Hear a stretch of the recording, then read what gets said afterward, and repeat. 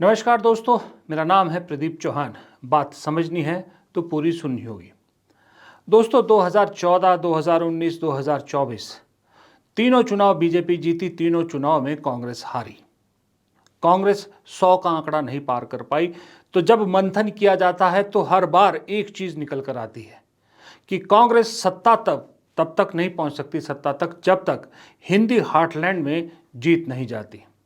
Hindi heartland यानी कौन से राज्य है? मध्य प्रदेश, राजस्थान, छत्तीसगढ़, दिल्ली, आप इसमें गुजरात भी मान लीजिए, उत्तर प्रदेश भी मान लीजिए। ये राज्य हैं जहां पर तकरीबन 98 और 80 178 सीटें होती हैं। 178 सीटों पर कहा जाता जब तक कांग्रेस इन राज्यों पर बीजेपी को, जहां सीधी टक्कर होती है बीजेपी के साथ, जब तक यहां मात नहीं देती तब तक कांग्रेस सत्ता के आसपास नहीं पहुंच सकती। और इसकी सच्चाई सही में आंकड़े भी बताते हैं। इस बार 2024 के जो लोकसभा चुनाव है, आप देखिए, मध्य प्रदेश में 29 सीटें कांग्रेस को मिली 0, राजस्थान में 25 सीटें कांग्रेस को मिली 8, गुजरात में 26 में से 1, दिल्ली में 7 में से 0, छत्तीसगढ़ में 11 में से 1 और उत्तर प्रदेश में 80 में से 6। चलिए, आप उत्तर प्रदेश को हटा दीजिए कि कहीं कि भाई कांग्रेस को वहाँ वक्त लगेगा, कांग्रेस अभी चौथे नंबर पे है एक हिसाब से, तो उसको थोड़ा साइड कर लेते हैं आप। बाकी राज्य जो हैं, मध्य प्रदेश, राजस्थान, गुजरात, दिल्ली, छत्तीसगढ़, यहाँ 98 सीट्स होती हैं, 98 सीट, और इसमें से कांग्रेस को मिली है सिर्फ 10 सीट। जब तक यहाँ पर कांग्रेस अच्छा नहीं करती तब तक कांग्रेस के लिए मुश्किल है सत्ता के पास पहुंचना, क्योंकि इन राज्यों पर कांग्रेस का मुकाबला सीधा बीजेपी के साथ होता है। बीच में कोई तीसरी पार्टी ऐसी नहीं है जो बड़ी फोर्स बन के हुई या तिकोणीय मुकाबला होता हो। गुजरात को छोड़ दीजिए, इस बार आम आदमी पार्टी ने वो तो वोट कटवा का काम किया था। मुकाबला वैसे कांग्रेस और बीजेपी में ही होता है। तो क्यों नहीं जीतती है कांग्रेस यहाँ पर? कांग्रेस क्यों बीजेपी से हर बार इस हिंदी हार्टलैंड में मात खा जाती है? मेरे ख्याल से एक मैं आपको तस्वीर दिखाता हूं, जवाब आपको उसको मिल जाएगा। ये देखिए तस्वीर। एक तरफ मध्य प्रदेश के कांग्रेस के अध्यक्ष जीतू पटवारी हैं कुमार विश्वास के साथ, दूसरी तरफ कांग्रेस के प्रदेश अध्यक्ष राजस्थान के गोविंद सिंह डोटासरा, उन्हीं कुमार विश्वास की बेटी की शादी, दोनों उनकी बेटी की शादी में। अब कुमार विश्वास कौन है ये शायद मुझे बताने की ज़रूरत नहीं है। ये तस्वीरें जब से सोशल मीडिया पर आई हैं तब से लेके कांग्रेस का कार्यकर्ता आज बहुत नाराज है। वजह भी सही है कि ये वही कुमार विश्वास है जिसने राहुल गांधी और गांधी परिवार के लिए क्या कुछ नहीं कहा, और उसी राहुल गांधी टीम के जीतू पटवारी प्रदेश अध्यक्ष कसीदे पढ़ रहे हैं कुमार विश्वास के लिए। देखिए, आपके सामने है, ऊपर देखिए, ऊपर है 2013 में का एक दिखा देता हूँ बयान आपको। कुमार विश्वास ने सोनिया गांधी के लिए कहा था, सपने के चक्कर में देश खुद रहा है, चाहे बाबा का हो या इटली वाली माता का, पता नहीं खजाना कब मिलेगा। इटली वाली माता आप समझते हैं। और उन्हीं कुमार विश्वास की बेटी की शादी में उन्हीं कुमार विश्वास के लिए जीतू पटवारी लिखते हैं, मेरे अभिन्न मित्र, सर्वाधिक जनप्रिय कवि और माँ सरस्वती के पुत्र प्रिय कुमार विश्वास जी की सुपुत्री के पढ़ने प्रसंग पर दिल्ली में आयोजित आशीर्वाद समारोह में सम्मिलित होकर नवयुगल को शुभाशीष दिया है। मेरे अभिन्न मित्र, जो काम करता है सुबह से शाम तक एक राहुल गांधी को, गांधी परिवार को कुछ भी उल्टा सीधा बोलना, उसको उसी पार्टी का एक मध्य प्रदेश जैसी बड़ी स्टेट का प्रदेश अध्यक्ष अपना अभिन्न मित्र कहे, तो कांग्रेस के कार्यकर्ताओं का मनोबल तोड़ने के लिए इससे बड़ी चीज़ और क्या चाहिए। उधर राजस्थान में बहुत बीजेपी से हल्ला गुल्ला मचता है, कहा जी इस बार 8 सीटें जीत ली है, कांग्रेस ने अच्छा कर दिया, और प्रदेश अध्यक्ष कुमार विश्वास के गलबहियाँ कर रहे हैं। और यही नहीं, देश में जो कांग्रेस के स्पोक्स पर्सन है, बहुत सारे स्पोक्स पर्सन, कुमार विश्वास ने जब शत्रुघ्न सिन्हा की बेटी सोनाक्षी सिन्हा के बारे में उल्टा सीधा बयान दिया था और भी कुछ कही थी, तो बहुत सारे कांग्रेस प्रवक्ताओं ने उन पर तीखा हमला किया था। उन्हें सो कॉल्ड जन कवि या राम कथावाचक या कथावाचक ऐसे ऐसे करके कहा था, और उन्हीं प्रवक्ताओं के मुखिया पवन खेड़ा इनकी बेटी की शादी में खड़े थे। ये तस्वीर आप देख रहे हैं। राजस्थान के प्रभारी और कांग्रेस के सांसद पंजाब से सीनियर नेता सुखविंदर रंधावा भी वहाँ पर खड़े हैं, सुखजिंदर रंधावा, और भी कांग्रेस के कई चेहरे खड़े हैं। दिक्कत ये नहीं कि ये लोग शादी में क्यों गए थे, दिक्कत ये आती है कि सबसे पहली बात वो शख्स कौन है जिसके यहाँ पर आप विवाह में जा रहे हैं, और दूसरी बात उस विवाह में, उस समारोह में जहाँ बीजेपी की तरफ से प्रधानमंत्री से लेके बीजेपी के प्रवक्ता तक सब हाजिर हुए। मुझे पूरी फ्रेम में सिर्फ एक योगी आदित्यनाथ नहीं दिखे, वरना बाकी सारी लीडरशिप बीजेपी की थी। प्रधानमंत्री से लेके गौरव जो बल्लभ जो भी वो उनका नाम है, प्रवक्ता जो हैं, सब थे वहाँ पर। दिल्ली के मुख्यमंत्री, मध्य प्रदेश के मुख्यमंत्री, राजस्थान के मुख्यमंत्री, हरियाणा के मुख्यमंत्री, सब लोग उस शादी में शामिल हुए, और उसी शादी में कांग्रेस के ये सारे नेता भी शामिल थे। जाहिर सी बात है बीजेपी के लोग आज हंस रहे होंगे, क्योंकि ये लोग वक्त वक्त पर अपने आप को इस तरह से एक्सपोज कर देते हैं। अब राहुल गांधी अकेला कितनी लड़ाई लड़ेगा, क्या करेगा? वो महाराष्ट्र में धारावी में है कि लोगों के बीच पहुंचा हुआ है, या कभी कहीं पहुंच, कभी उसके अकेले के बस से थोड़ी ना पार्टी चलेगी। जब पार्टी के अंदर ऐसे संघवाद को समर्थन करने वाले या संघवाद के समर्थक लोगों को अपना अभिन्न मित्र बताने वाले लोग मौजूद हैं। दरअसल ये कहानी थोड़ी सी लंबी है, मैं आपको आज इसी कहानी से रूबरू कराता हूँ। हमने अक्सर एक बात सुनी है, मैंने भी कई बार कही, कि कांग्रेस के अंदर बीजेपी और संघ के स्लीपर सेल्स हैं, नो डाउट हैं, जो काम करते हैं, कुछ इस तरह से खुल भी जाते हैं सामने। लेकिन क्या बीजेपी इन स्लीपर सेल को खुद कंट्रोल करती है? ये स्लीपर सेल खुद बनाती है? नहीं, कभी भी कोई दुश्मन दूसरे दुश्मन को सीधा इस तरह से नहीं करता। बीच में एजेंट का काम करने वाले लोग होते हैं। ऐसे ही बीजेपी ने कांग्रेस के अंदर बढ़ते संघवाद और स्लीपर सेल को पूरा फल फूलने का काम 3 एजेंटों को दे रखा है। ये 3 एजेंट है, ये 3 चेहरे आपके सामने हैं। कुमार विश्वास, बाबा बागेश्वर धीरेन्द्र शास्त्री, और तीसरे हैं आचार्य प्रमोद कृष्णम। जी हाँ, ये 3 हैं बीजेपी के सॉलिड एजेंट जो कांग्रेस के अंदर बीजेपी के स्लीपर सेल्स को कंट्रोल करते हैं। आप देख लीजिए, आप विश्वास नहीं है तो आप खुद अपने दिमाग पे जोर डालिए। कुमार विश्वास का ऐसा क्या है कांग्रेस के साथ कि राहुल गांधी, सोनिया गांधी को गाली देने के बावजूद कमलनाथ के जन्मदिन पर बड़े समारोह में कुमार विश्वास को बुलाया जाता है। दिग्विजय सिंह कुमार विश्वास को हर फंक्शन में बुलाते हैं। राजस्थान में अशोक गहलोत सरकार कुमार विश्वास की पत्नी को पब्लिक सर्विस कमीशन का चेयरमैन बनाती है, मेंबर बनाती है। छत्तीसगढ़ में भूपेश बघेल शो करते हैं, स्पेशल शो करते हैं कुमार विश्वास का। आपको मालूम है कुमार विश्वास एक शो करने के कितने पैसे लेते हैं? आप सोच भी नहीं सकते। लेकिन कांग्रेस को ये सवाल करना चाहिए कि भाई, एक हिंदी कवि है और राम कथा वाचक है, उसके पास इतनी दौलत कहाँ से आई कि अपनी बेटी की इतनी शान और शौकत भरी शादी कर रहे हैं, डेस्टिनेशन वेडिंग करने के बाद इतना बड़ा रिसेप्शन दे रहे हैं, करोड़ों रुपया खर्च कर रहे हैं। ये पैसा कहाँ से आया? क्या इस देश में बहुत सारे कवि हैं, किसी कवि से पूछ के देख लीजिए कि क्या वो कवि सम्मेलनों से इतना कमा सकता है जितना कुमार विश्वास खर्च कर रहे हैं?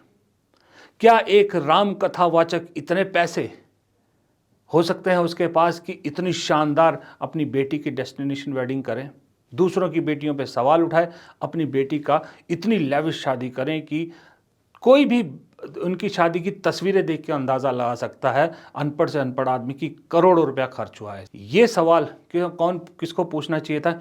ये सवाल पूछना चाहिए था ऑपोजिशन को, यानी कांग्रेस को और मीडिया को। लेकिन दोनों ही कुमार विश्वास की बेटी की शादी में बाकायदा पहुंचे हुए थे। मीडिया के लोग भी खूब जमघट था, जिसमें राजीव शुक्ला के चैनल के लोग भी थे। मैं आपको बता दूं, वो राजीव शुक्ला वही जो कांग्रेस के अंदर बैठ के मलाई खाते रहते हैं, उनके चैनल के लोग भी मौजूद थे, दूसरे तो वही हैं। और कांग्रेस के नेता भी मौजूद थे। तो सवाल कौन पूछेगा? सवाल पूछने वाला तो कोई नहीं। ऊपर से प्रधानमंत्री को बुला लिया, गृह मंत्री अमित शाह आ गए, राजनाथ सिंह, नितिन गडकरी सब आ गए।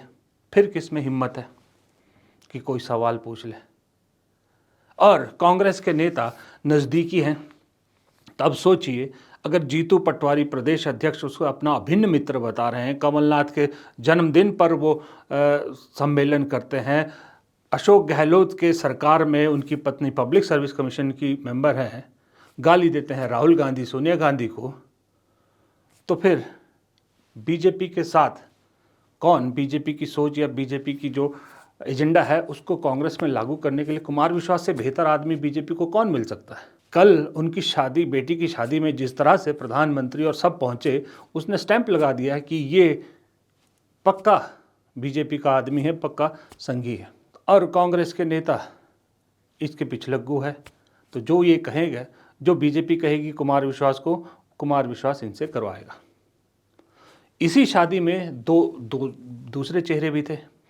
बाबा बागेश्वर, इन पे बात कर लेते हैं, वो भी थे इसमें मौजूद।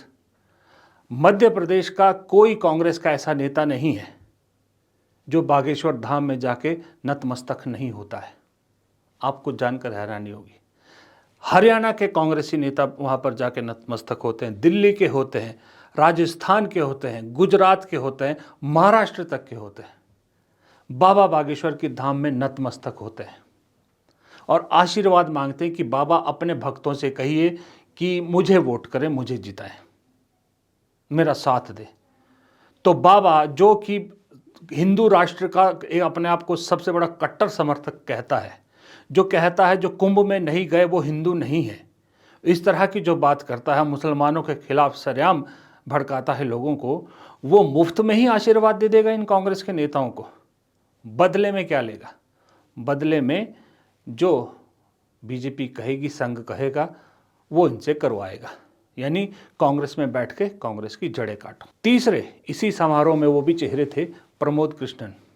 एक वक्त में कांग्रेस के समर्थक हुआ करते थे, प्रियंका गांधी के साथ होते थे, फिर सचिन पायलट के साथ हुए, लेकिन कांग्रेस ने महत्व नहीं दिया तो कांग्रेस ने इनको बाहर निकाल दिया। उल्टा सुल्टा बोलने लगे। आज इनके यहाँ भी प्रधानमंत्री पहुँच जाते हैं। प्रधानमंत्री से और गृह मंत्री से इनकी सीधी मुलाकातें होती हैं। कुंभ में भी जाते हैं, सब जगह जाते हैं, हिंदू धर्म के बड़े प्रचारक बन गए हैं। लेकिन अभी भी फॉर्मली बीजेपी ज्वाइन नहीं की है प्रमोद कृष्णन ने, लेकिन कांग्रेस के अंदर इनके अभी भी कांटेक्ट बने हुए हैं। आज भी आए दिन ये इस तरह के इशारे करते रहते हैं। आज भी कांग्रेस में बहुत कम नेता ऐसे हैं जिन्होंने प्रमोद कृष्णन को क्रिटिसाइज़ किया हो। प्रमोद कृष्णन ने खास करके जब गांधी परिवार को लेकर, कांग्रेस को लेकर बहुत सारे उल्टे सीधे बयान दिए। बहुत कम हैं नेता, प्रवक्ता होंगे एक दो प्रवक्ता, उसके अलावा मैंने नहीं देखा कि किसी बड़े नेता ने प्रमोद कृष्णन को कभी क्रिटिसाइज़ किया हो, इनके बारे में कुछ कहा हो। इसका मतलब प्रमोद कृष्णन के लोग अभी भी कांग्रेस के अंदर है और वो कांटेक्ट में है बाकायदा। तो वो चाहे कुमार विश्वास हो, चाहे प्रमोद कृष्णन हो, चाहे धीरेन्द्र शास्त्री हो, तीनों अपने अपने तरीके से बीजेपी के उस पर काम कर रहे हैं, बीजेपी के जो प्रोजेक्ट है उस पर काम कर रहे हैं, एजेंट के तौर पर काम कर रहे हैं और कांग्रेसियों के साथ मिलकर कांग्रेसियों के ही द्वारा कांग्रेस की जड़ें खुदवा रहे हैं। ये है कांग्रेस का फिलहाल कांग्रेस के अंदर जो चल रहा है। दिख भी रही हैं चीज़ें। जब हमें दिख सकती हैं तो क्या कांग्रेस के हाईकमान को नहीं दिख रही होंगी? चीज़ें दिख रही हैं, बाकायदा दिख रही हैं, लेकिन हाईकमान भी मजबूर है कि अभी अगर कोई ड्रास्टिक चीज़ करती है तो पार्टी में एक गलत संदेश जाता, पार्टी और टूटने का खतरा रहता है या पार्टी कमज़ोर होने का खतरा रहता है। लेकिन इस खतरे को कब तक इग्नोर करती रहेगी पार्टी हाईकमान? सच में कह रहा हूँ, आज आप सोशल मीडिया खोल के देखिए, मेरी बात मत मानिए, आप जो एक्स है उसको खोल के देखिए, कुछ भी देखिए, कांग्रेस का वर्कर आज इतना डिमोरलाइज है।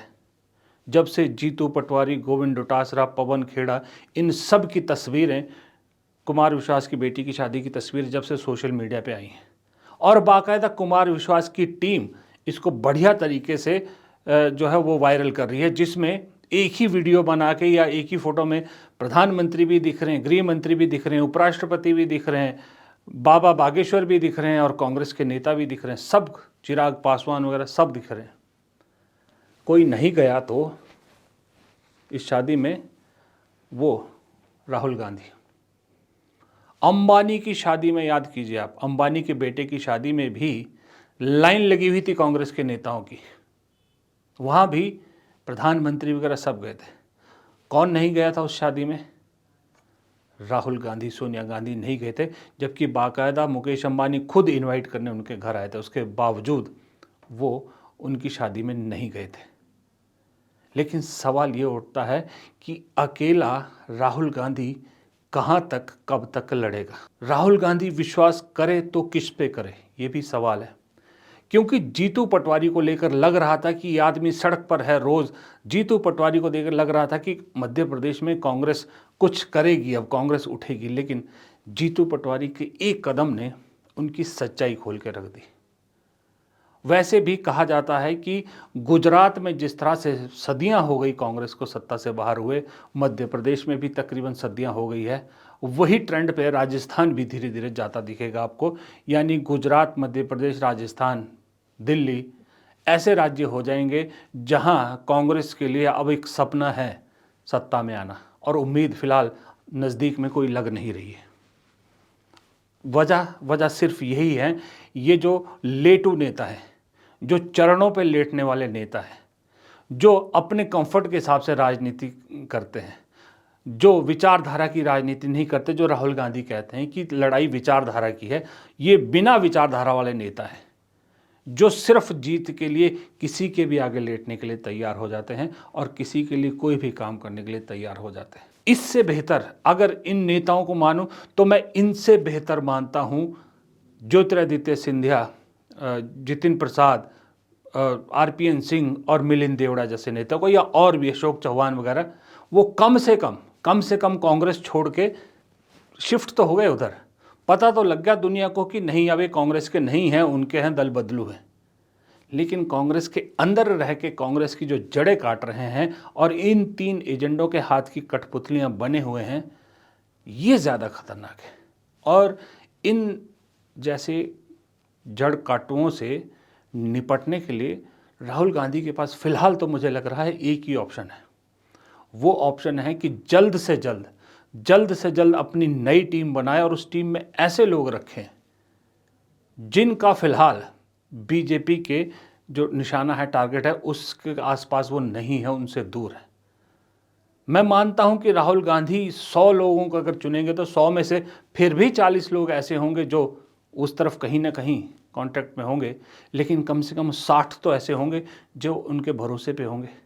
आज की डेट में तो कांग्रेस में 80 लोग ऐसे हैं जो उधर के इशारे पे काम करते हैं, बमुश्किल 20 लोग हैं जो इधर के लिए काम करते हैं। उस 20 में से भी 10 ऐसे हैं जो एक्टिव हैं, 10 ऐसे हैं जो शांत बैठे हैं। तो इसको बदलने के लिए राहुल गांधी को तुरंत कुछ ना कुछ करना पड़ेगा, वरना एक दिन ऐसा आएगा कि जिस टारगेट को लेकर मोदी जी और बीजेपी चल रही है ना, और संघ चल रहा है, उसमें कामयाब हो जाएगी। और वो निशाना है, वो जो टारगेट है ना बीजेपी का, मोदी जी का खास करके, वो ये है कि कांग्रेस को जिंदा भी रखो, कांग्रेस को मरने मत दो, कांग्रेस को जिंदा रखो, लेकिन कांग्रेस के अंदर अपने इतने आदमी भर दो कि गांधी परिवार अलग थलग हो जाए। मोदी जी का एक ही सपना है, मैं आपको बता रहा हूँ, वो कांग्रेस को ख़त्म करना नहीं चाहते, वो कांग्रेस से गांधी परिवार को अलग करना चाहते हैं, वो गांधी परिवार की आइडेंटिटी ख़त्म करना चाहते हैं, उसकी पॉलिटिक्स ख़त्म करना चाहते हैं, ना कि कांग्रेस ख़त्म करना चाहते हैं। क्योंकि कांग्रेस का जिंदा रहना उनको सूट करता है, लेकिन गांधी परिवार का कांग्रेस के सर्वे सर्वा रहना उनको सूट नहीं करता है। इसलिए वो पार्टी के अंदर ऐसा डिवीजन ऐसी स्थितियां पैदा करना चाहते हैं कांग्रेस के अंदर कि गांधी परिवार इस पार्टी से अलग हो जाए, या फिर ये पार्टी उस गांधी परिवार से अलग हो जाए। ये है मिशन मोदी। तो इसे रोकना खुद राहुल गांधी के हाथ में ही है। प्रियंका गांधी को साथ देना होगा सोनिया गांधी को गाइड करना होगा। किसी तीसरे पे विश्वास करने के लायक अभी ये परिवार नहीं है। मैं आपको सही बताऊं, जो करना है इनको खुद करना होगा। ना हमारी बात पे विश्वास करना होगा, ना आपकी बात पे विश्वास करना होगा, ना अपने सिपह सालारों की बात पे विश्वास करना होगा। खुद की सोच, खुद की समझ। और सोनिया गांधी जिसने कांग्रेस को अर्श से फर्श से अर्श पे पहुंचाया था, सत्ता तक पहुंचाया था, तब भी कांग्रेस के हालत ख़राब थे। उनसे बेहतर कौन समझ सकता है कि बीजेपी से कैसे लड़ा जा सकता है। फिलहाल इस वीडियो को यहीं ख़त्म करता हूँ। कमेंट बॉक्स में आपकी राय आज मैं ज़रूर जानना चाहूँगा। मैं सब कमेंट पढ़ता हूँ। आज बहुत इंतज़ार रहेगा आपके कमेंट्स का कि आप बताइए कि आपको क्या लगता है इस फिलहाल कांग्रेस की जो स्थिति है और जो ये सारी चीज़ें मैंने आपको कही। प्लीज़ कमेंट बॉक्स में ज़रूर लिखिएगा। वीडियो पसंद आए तो दोस्तों के साथ शेयर कीजिएगा, लाइक कीजिएगा, और चैनल को अगर अब तक आपने सब्सक्राइब नहीं किया है तो चैनल को सब्सक्राइब ज़रूर कीजिएगा। नमस्कार।